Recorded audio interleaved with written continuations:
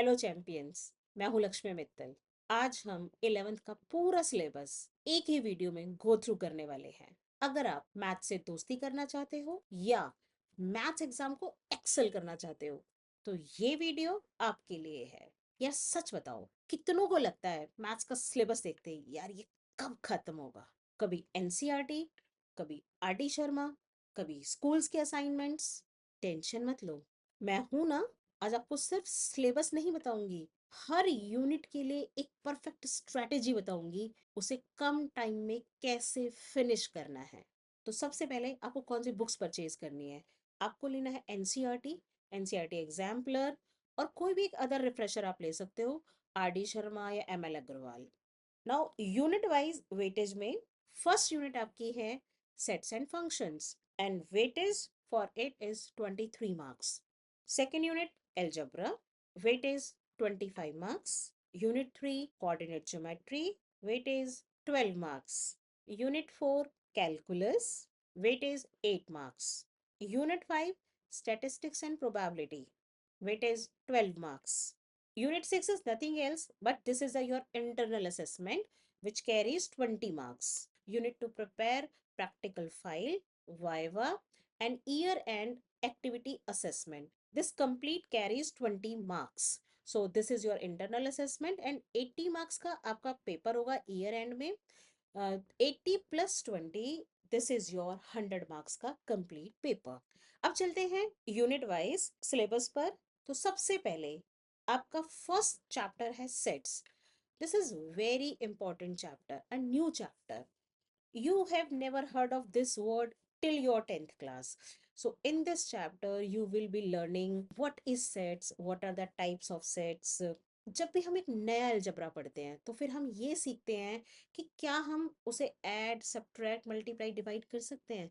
जब आप nursery class में थे आपको सबसे पहले सिखाया गया बेटा this is the one, this is two, this is three. Slowly and gradually you have learned that आप उन दो को ऐड कर सकते हो, मल्टीप्लाई कर सकते हो। In the same way when you will learn sets, sets क्या होते हैं और हम उनमें क्या ऑपरेशंस अप्लाई कर सकते हैं, आप ये सीखोगे। तो यहाँ आपकी ऑपरेशंस होंगी यूनियन, इंटरसेक्शन, डिफरेंस, और सबसे इम्पॉर्टेंट इस चैप्टर का बहुत इम्पॉर्टेंट एप्लीकेशन है। ये चैप्टर आप इनिशियल पढ़ेंगे और इसका यूसेज आपके लास्ट चैप्टर प्रोबेबिलिटी के अंदर है। तो वहाँ ये पूरा चैप्टर अगेन पूरा यूज होगा बिकॉज इसका पूरा एप्लीकेशन आपकी प्रोबेबिलिटी के अंदर है। तो this is one of the important and new chapter for you in 11th class. Second chapter is relations and functions. जैसे हमारे अपने घर में हम आसपास अपने रिश्तों से घिरे हुए हैं, वैसे ही मैथ्स के अंदर हर नंबर का आपस में एक रिलेशन है। एक नंबर दूसरे से छोटा है, एक नंबर दूसरे के बराबर है। So we have different relations. इस छोटे से टॉपिक को बहुत डिटेल में यहाँ पढ़ेंगे। So relations, then we will continue till functions. Again this is new for you. 10th class में इसके बारे में आपने कुछ नहीं पढ़ रखा है। Third chapter is trigonometric functions. Trigonometry, जब ये नाम सामने आता है तो बच्चों को सबसे पहले लगता है oh my God, very much tough subject. But believe me, मेरे साथ ये चैप्टर आप पढ़ोगे बहुत एंजॉय करने वाले हो। This topic is one of the foundational topic for your maths. आप जहाँ तक आगे हायर स्टडीज में पढ़ोगे इस चैप्टर का स्ट्रॉन्ग बेस आपके लिए बहुत बहुत हेल्पफुल होगा। नेक्स्ट यूनिट में हमारे पास आती है एल्जेब्रा। एल्जेब्रा में आप पढ़ोगे complex number, linear inequalities, permutations and combinations, binomial and sequence and series.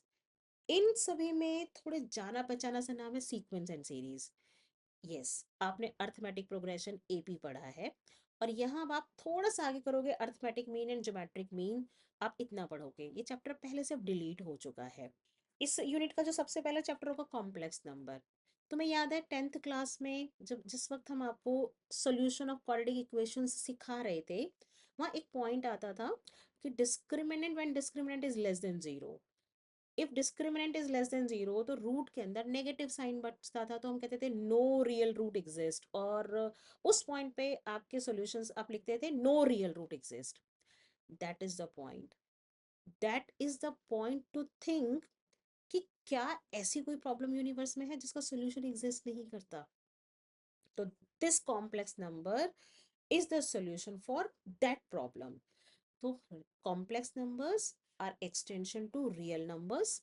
आपको उन टाइप की इक्वेशंस का जो हमने सॉल्यूशन हमें नहीं मिल रहा था, हमें यहाँ उनका भी सॉल्यूशन मिलता है।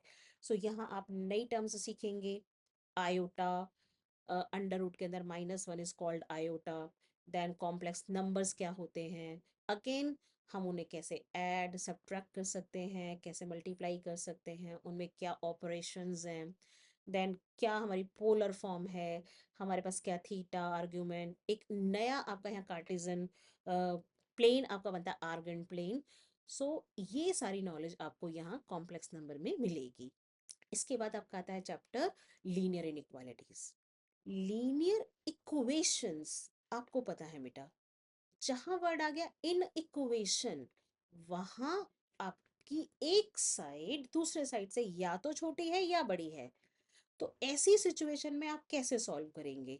तो आपका साइन ऑफ इक्वेशन नहीं होता, यहाँ आपका साइन होता है in equation. Means either left hand side is less than right hand side or right hand side is greater than left hand side. So in such a situation you are not going to get a single point answer. Like अगर linear equation होगी तो एक answer, quadratic equation होगी तो दो answer, cubic होगी तो तीन आंसर। बट यहाँ आपके पास रेंज ऑफ आंसर मिलेगी मैक्सिमम टाइम्स में। So again very important topic and you are going to enjoy this. So next chapter in this series is permutation and combinations. One of an amazing chapter, one of my favorite topic. So in permutations and combinations, मेरे पास 10 किताबें हैं, मुझे उसे एक अलमीरा में arrange करनी है। मैं उन्हें कितने तरीके से कर सकती हूँ?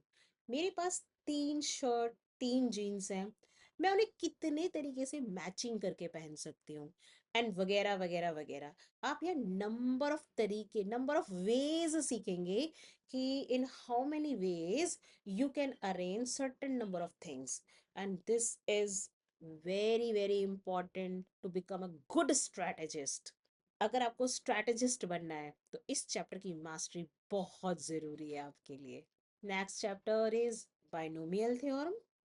सो बाइनोमियल थ्योरम, सी आपको एक फॉर्मूला पता है ए प्लस बी का whole square. Comment down what is the formula of A plus B का whole square.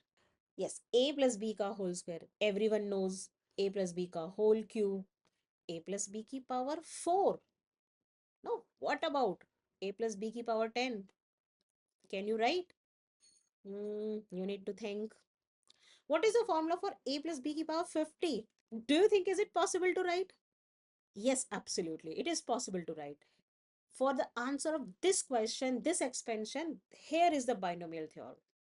Then you can expand any number of the index, 51 or 100. आप सबको expand कर सकते हो. This is in the binomial theorem. तो next unit है हमारी coordinate geometry. और कोऑर्डिनेट ज्योमेट्री में हमारे हैं 3 important chapters. Straight lines number 1, number 2 conic sections, and number 3 introduction to 3 dimensional geometry. Straight lines आपने 10th क्लास में पेयर ऑफ इक्वेशंस को सॉल्व करना सीखा है। तो pair of equations in 2 variables like a x plus b y, आप उन्हें solve करना सीखते थे तो आपको एक पॉइंट मिलता था, what is the answer of x, what is the answer of y. ये वो पॉइंट है जहाँ दो लाइन इंटरसेक्ट करती हैं, हम अगर अपनी भाषा को चेंज करके बोले। अब आप इस चैप्टर के अंदर वो इक्वेशन कैसे बनाते हैं, आपको एक इक्वेशन की फॉर्मेशन के लिए सिर्फ 2 इंग्रेडिएंट चाहिए, एक स्लोप और लाइन के इनफाइनाइट मैनी पॉइंट में से एक सिंगल पॉइंट।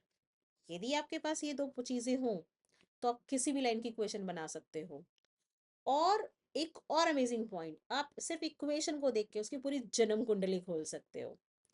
ये लाइन एक्स एक्सिस पे कहाँ से पास कर रही है, ये लाइन वाई एक्सिस पे कहाँ से पास कर रही है, इसका स्लोप क्या है, क्या ये लाइन किसी लाइन के परपेंडिकुलर है, पैरेलल है। आपको ये सारे आंसर सिर्फ इक्वेशन को देखकर ही मिल जाएंगे, आप इतने एक्सपर्ट हो जाओगे। So in the next chapter you will learn conic section, one of important chapter conic section। Imagine करो आपके हाथ में आइसक्रीम कौन है, ठीक है। अगर आप उसको 4 डिफरेंट डिफरेंट पार्ट्स में कट करो, उसे कहते हैं section.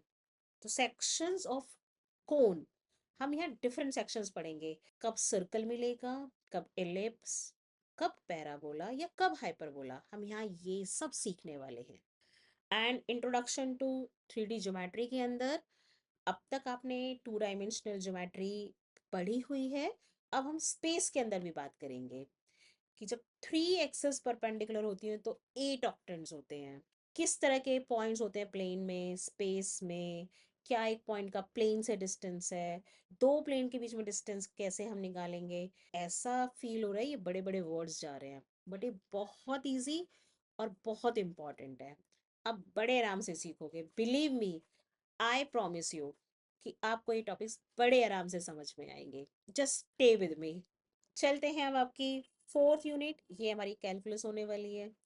Calculus is very very important for higher studies. Calculus के अंदर आप पढ़ेंगे very important topic, limits and derivative, the foundational topic for calculus. In limits and derivatives आप पढ़ोगे introduction to limits, limits of polynomial, rational function, trigonometric function and so on. ये सभी हम यहाँ पढ़ने वाले हैं जो भी हमारे टॉपिक में एनलिस्टेड है। और बाकी सभी टॉपिक्स में भी काफी सब टॉपिक्स एनलिस्टेड हैं, but we will talk about them in the respective videos. So in the last but not least, this is statistics and probability, and there are 2 chapters. In statistics, you will learn all of these topics, and in probability, you will learn 2 chapters again. One is set and PNC, permutation and combination. ये दोनों chapters इस chapter के लिए बहुत important है। अगर वो 2 chapter आपके रेडी होंगे तो ये चैप्टर बड़े आराम से आपका चला जाएगा। सो उन दोनों चैप्टर्स को स्ट्रॉन्ग करना बहुत इंपॉर्टेंट है। तो ये पूरा सिलेबस है जो आप यहाँ पढ़ने जा रहे हो, और ये बहुत एंजॉयबल होने वाला है। चैंपियंस, तो याद रखो, मैथ्स इज नॉट अबाउट रट्टा, इट्स अबाउट अंडरस्टैंडिंग। डेली थोड़ा थोड़ा करो। Consistency is real daily hack for the toppers. और हाँ, स्पेशल टिप, एनसीईआरटी का एक भी सॉल्व एग्जाम्पल मत छोड़ना, क्योंकि 20 to 30% एग्जाम्स उन्हीं क्वेश्चन से आता है। आपके डाउट्स, स्ट्रगल्स, कंफ्यूजन सब कमेंट्स में लिखो। और हाँ, नेक्स्ट वीडियो का टॉपिक आप डिसाइड करोगे। मैं हूं लक्ष्मी मित्तल, मिलते हैं नेक्स्ट वीडियो में।